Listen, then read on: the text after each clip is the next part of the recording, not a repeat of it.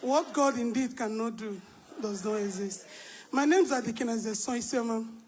I'm a winning winner, but I celebrate the grace on this Nsppd altar. I'm also a proud Nsppdian. I started this journey on Nsppd when a colleague sent me the link. Sometimes I would just bullshit it. But it got to a stage when I opened it and I listened. I said, this is a good prayer platform. And I joined.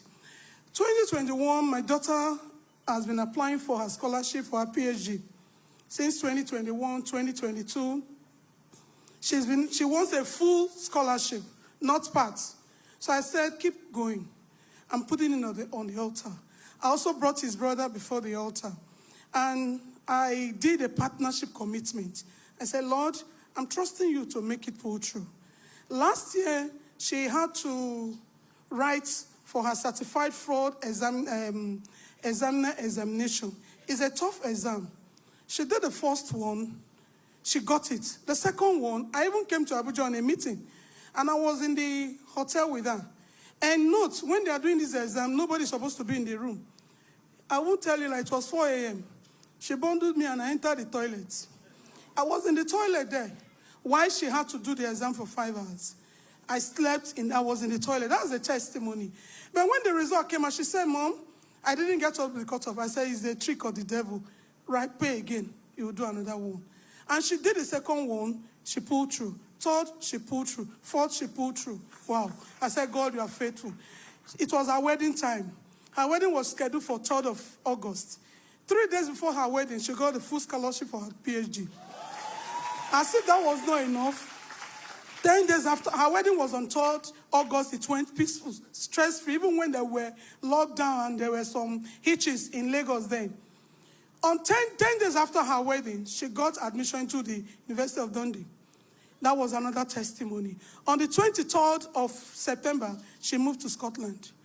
Then her husband was supposed to, they said, no, she has to take some months. I said, Lord, not while I'm on this altar. I put it before, and 23rd of October, the husband joined her. As if that was not enough. 2021, my first son is in UAE doing his PhD also, and wanted the wife to go. But that 2021, the visa that was to come out, there was a protocol, and they said visa cancelled. And the ticket that was bought was not utilized. This last year, November, I said, I've placed this issue on the altar. Apply. He applied on the 29th. And on that 29th was when he said, God of wonders, God of perfection.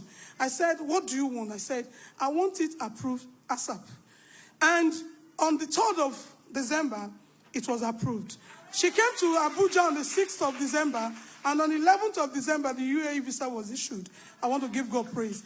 It's a bumper-to-bumper testimony. Please, give me a break. Then my friend who applied for, we got a promotion last 2 years. She didn't get. And last year, she did a promotion exam. Even when she didn't get the promotion, the score she had that time was more than what she had this last one. I said, there is a protocol-breaking God I know. And I'll put this issue before him. And I know he will step in. I presented it before God. And when the promotion was released on the 20th December, her name was there. Now, to crown it all, I had some apartment I needed to put up for rent. And it's like there was no renter coming. I said, Lord, I'm making a bargain with you. Half of it will go to my main church, and half will come to this commission. I said, Lord, let them go. And 3 out of them had gone, and I fulfilled my vow. I want to bless God for his mercies and his grace. Sir, I celebrate grace upon your life. Whoever sees grace and don't celebrate it is a fool. I celebrate the grace of God at work in your life. I covet it. And that is why I came for a wedding yesterday.